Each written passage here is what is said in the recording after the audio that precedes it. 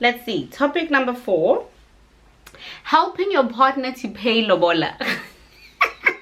Listen, my dad would cuss me the hell out. Do you understand? My dad would tell me,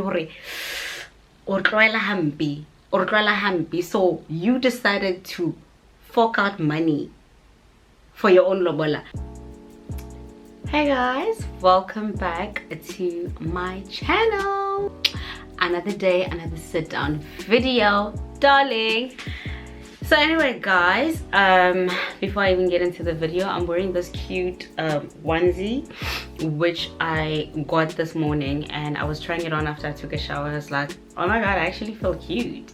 I'm actually gonna get cute and record a video. This video was actually inspired by a conversation that I had with my friend yesterday, and I decided why not record a whole video just addressing different topics, I guess, as far as relationships are concerned. Now this is me just giving my opinion. I am no relationship expert whatsoever. I just enjoy giving my opinion that nobody asked for. But anyway, before I get into the video, don't forget to like, comment and subscribe, and follow me on Instagram. It's Lydia_MSL.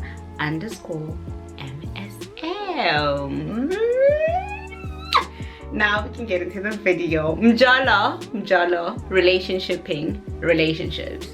Mjalo. Okay, so basically I just noted down 8 different points related to relationships, and I'm just gonna be talking about those points, and starting with the first one: staying friends with exes. When you're in a relationship, is there a need for you to stay in contact with your ex? The answer is no. Honestly, I feel like a lot of people are like, oh, but it depends on your partner. If you're mature enough, you would not have a problem with it. And I'm like, what does that have anything to do with maturity? Because first of all, if your relationship ended, there's a reason as to why it ended. So I don't understand why you would want to stay in contact with your ex while you currently in a relationship. I just feel like it's just a recipe for disaster, especially in a situation where maybe it was, I don't know, those kind of breakups where you didn't really get closure, and you're probably holding on for those reasons, like, I hope he apologizes one day for breaking my heart or wasting my time or whatever. But at the same time, it's like you are creating that room and that space to be like, hey, by the way, if we want to work things through, we can. I honestly feel like it's just a recipe for disaster. Okay, now staying friends with your ex, on the other hand, if you're not in a relationship, I feel like honestly, if that's part of your healing process, then go for it. The problem starts when you're in a relationship and you're in contact with your ex. And I think it also makes a difference if the partner knows. So if you're still in contact with your ex but your partner doesn't know that, then that's a problem. So as far as staying in contact with your ex, honestly, when you're in a relationship, I'm not for it. I feel like it's just a recipe for disaster. You're opening up those little doors for people to think they can always come back in, and I feel like to a certain extent you're actually disrespecting your partner. You're disrespecting your relationship, you're disrespecting your partner, because what do you guys even talk about? What do you talk about? If you guys had a mutual breakup, okay, fine, but go your separate ways, because now you're embarking on a new journey with somebody else. Why do you need to be in contact with them? Is it to like look at them and be like, oh, is their partner a +1 compared to you, or is it like a downgrade? I don't understand. And I've actually had conversations with people where they're like, yeah, I actually I still follow my partner on social media because I want to see the Miguel that comes after me. And I'm like, honestly, if you've moved on and you don't care, I don't care who you're dating. You could be dating Naomi Campbell, Rihanna, you're dating some princess from freaking Dubai. I don't care. I've moved on. I do not care. I don't care. I don't care. So I'm like, why are you pressed about the person your ex is dating, first of all? And why do you want to stay in contact with your ex while you're in a relationship? I honestly, I'm not for it. So no. Second point, should there be contact between you and your partner's friends. No, I honestly don't think so. No, I feel like a lot of people don't understand the concept of having healthy boundaries in place. People just don't grasp that concept, and people are quick to be like, oh, are you insecure? No, you're not insecure, but why does my partner have to be in contact with my friends? Like, what's the reason? I don't understand. It's got nothing to do with insecurities. And I feel like if you find yourself in a situation where your friends are making you feel bad because you don't want them to be in contact with your partner, I'm not talking about, oh my god, have this man or have this woman under a rock, okay? They don't exist. Obviously, you need to have interactions with people. You know, relationships are very important in one's well-being. But I'm like, why must you be in contact with my friends? Are you guys planning a surprise baby shower for me? Are you planning a surprise, I don't know, graduation party? If that's not the case, why must my partner be in contact with my friends and vice versa? That's where you now have issues where Miguel is stranded and she feels like she can call your man and be like, can you please come fetch me? Like, I don't understand. And it's like the same thing with her. Actually, let me give you an example. So Jasmine and I were actually talking about this literally this morning, and she was telling me about this YouTube couple in the US, and they actually have friends, also a YouTube couple. So what happened is the guys were actually friends, and obviously now their girlfriends met and whatever, and it was like a whole bromance thing, and our girlfriends get together, So now partner A is girlfriend and boyfriend, and partner B is a wife and a husband. They eventually got married. So now what this guy did, the boyfriend, what he decided to do was slide into the wife's DMs, and then he was like, I know that you guys are currently experiencing some problems, but just know that I'm there for you and I care about you. Wait.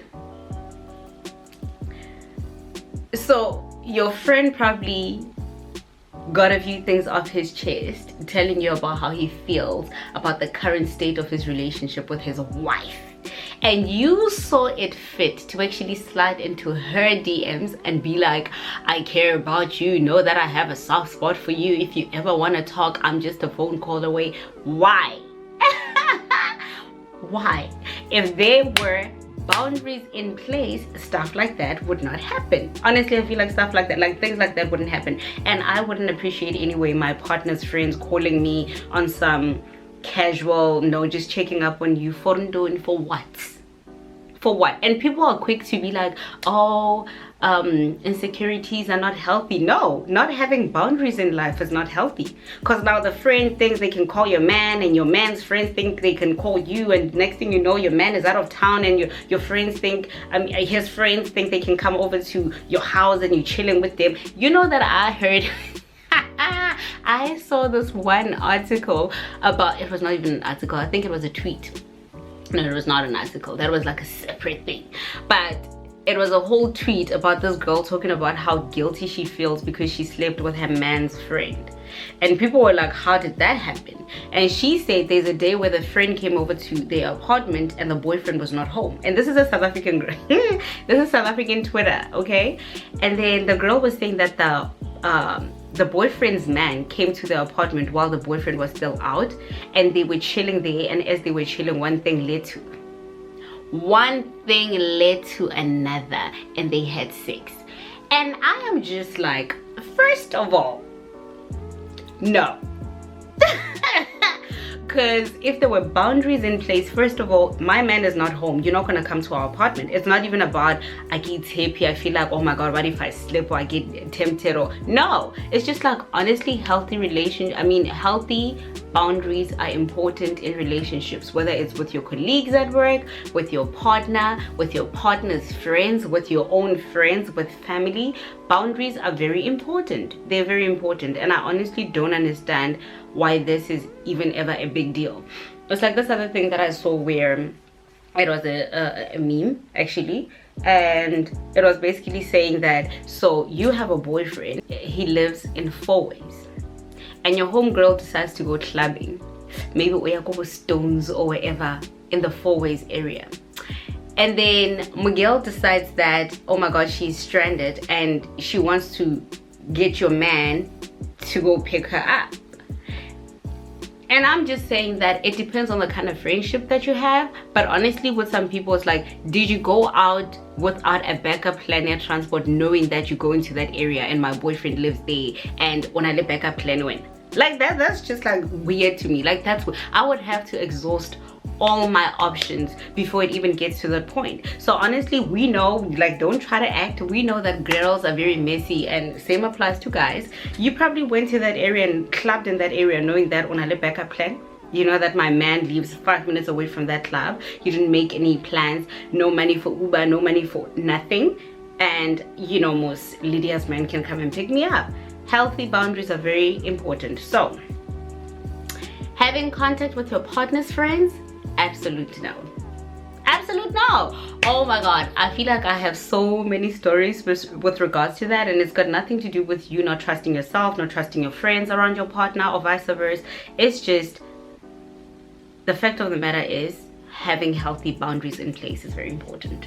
So you'll have your situations like that woman that called in to ask a man, the little show that Bonang had on Metro FM, and then she was calling in crying about how for the longest time her man was cheating and she couldn't figure out who the person was, and she'd be calling her best friend crying, telling her, my man, I don't know where he is, he hasn't been home the whole weekend, and she would be like, girl, we will find that and beat her the up, da da da da. And all this time Miguel was the other woman. Do you understand? All the time she was like, we'll find that girl, we'll beat her ass, da da da da. No, she was the woman. And I'm just like, oh my. So she was so distraught. It was so sad. And she was saying that the girl was actually pregnant and they were planning their wedding with her ex.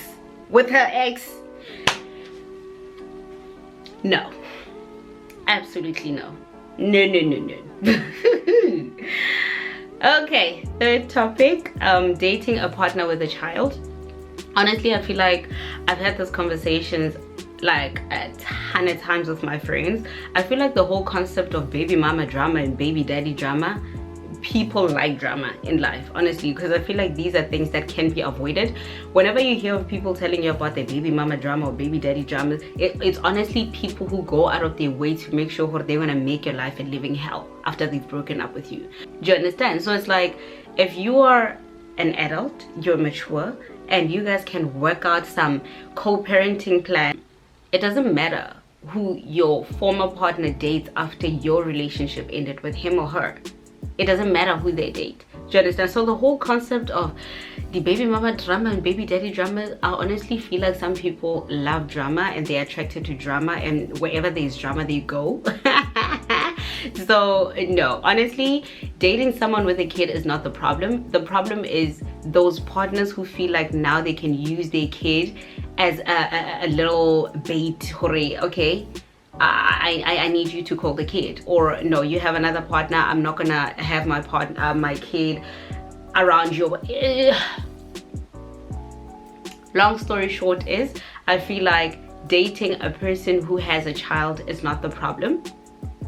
It all boils down to how mature they are and how mature their separation was, and the fact that they actually want to move on with their separate lives and just co-parent. So I would date somebody with a kid. I would not have a problem with that, as long as there's a clear understanding that that's the mother of your child, and if it's vice versa, that's the father of your child, and they are going to be in your life and in the child's life, but they should be, once again, healthy boundaries. Those are very important. So yes, let's see, topic number 4, helping your partner to pay Lobola. Listen, my dad would cuss me the hell out. Do you understand? My dad would tell me, so you decided to fork out money for your own lobola. No, I feel like that's honestly disrespectful to your own family. I understand the whole thing of maybe you feel like the whole concept of lobola, first of all, is very complex, and I feel like it's a very sensitive topic for some people, because you know, with that generation that feels like, oh my god, do I have a price tag attached to me, da, da, da, da. But at the end of the day, these are our customs and traditions, and we actually need to preserve our cultures, heritage, and all of that. But at the same time, it's like, now your family finding out that you actually helped your man to pay for Lobola, I feel like they're just gonna disrespect him. I'm sorry, that's my opinion.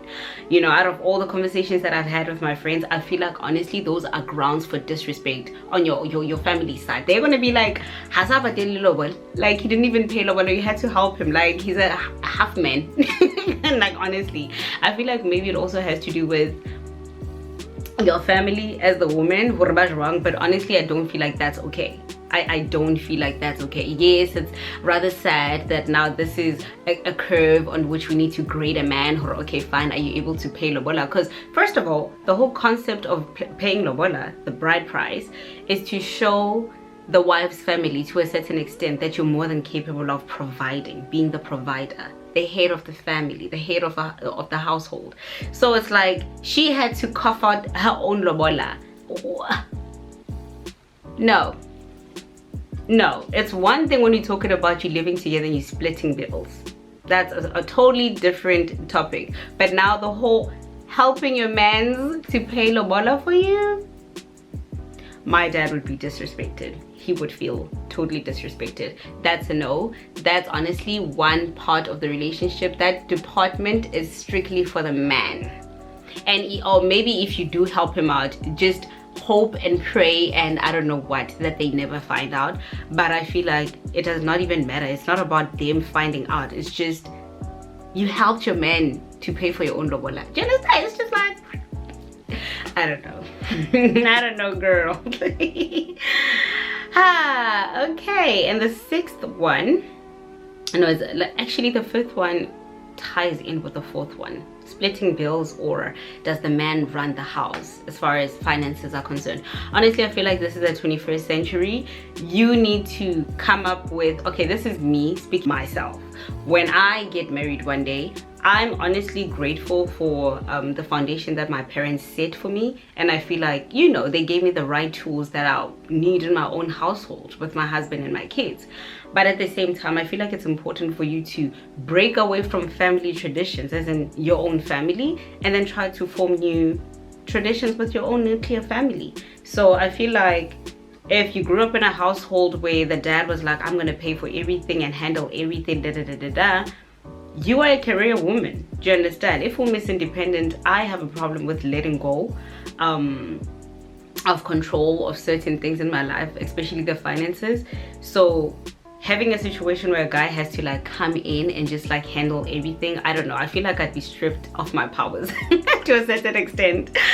So I feel like it's important for you guys to create your own little traditions for your own family, your nuclear family with your husband, and you're gonna have kids and and splitting the bills is part of it. Like, you need to discuss those things. I've heard of couples who say the husband handles, you know, the bigger responsibilities like the cars and the mortgage payments and whatever, and then the wife just handles the everyday stuff like groceries and whatever, all these other utilities around the house. I feel like in that case, I mean, it all boils down to personal preference and what works for you guys. But this is the 21st century. Ain't no the man handles everything or the woman. No, it's 50-50. Or if you want to let go of a bit of power, even though I'd struggle, maybe 60-40. But splitting bills one way. There's no the man is running the household, nothing here. No. Let's see the next one. Let's see, we're on 19 minutes. Okay, number 6. Should you have the same social circle as your partner?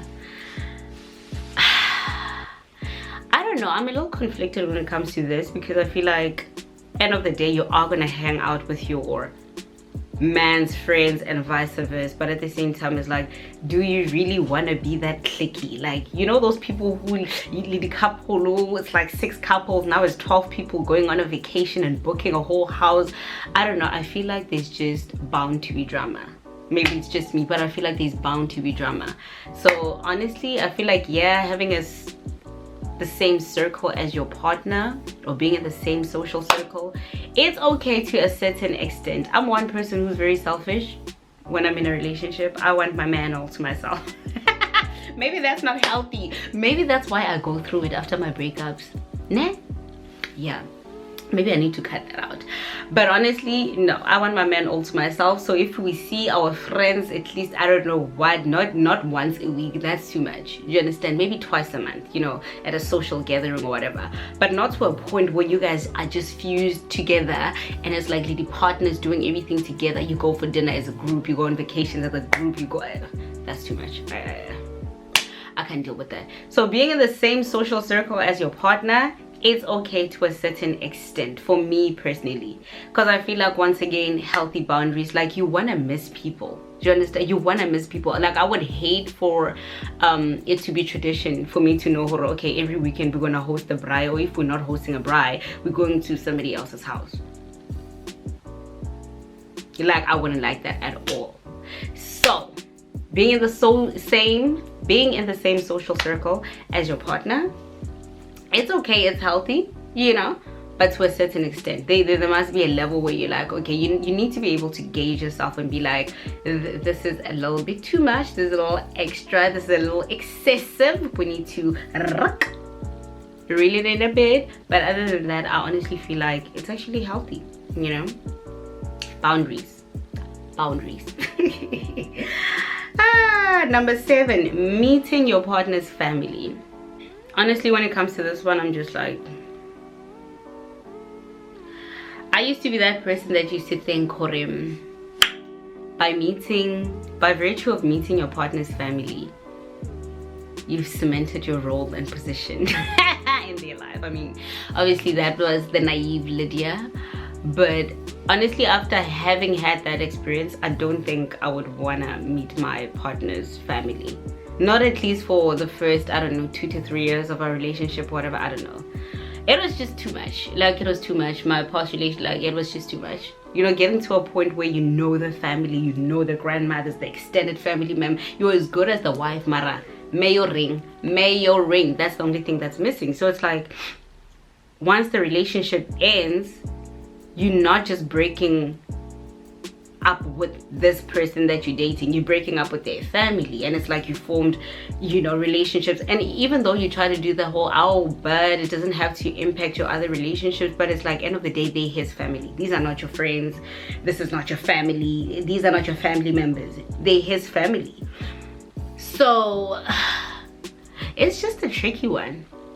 But I honestly feel like one way of learning about your partner is through meeting their family and just seeing how they interact with their family. Because you know, the whole thing about how a man treats his mother is an indication of how he's going to treat you, honey. So you need to see that. And it also gives you an opportunity to see if you're dating a mama's boy.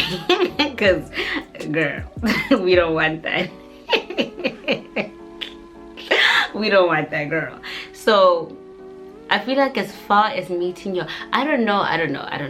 I feel like, been there, done that. It wouldn't be like the highlight of my relationship with someone being like, oh, I'm meeting the mom. It would always obviously be a big deal. Isn't like I'm meeting someone's mom and I need to geek and, you know, but I don't think it's going to be as special as it was the first time. So I honestly don't even want it to happen.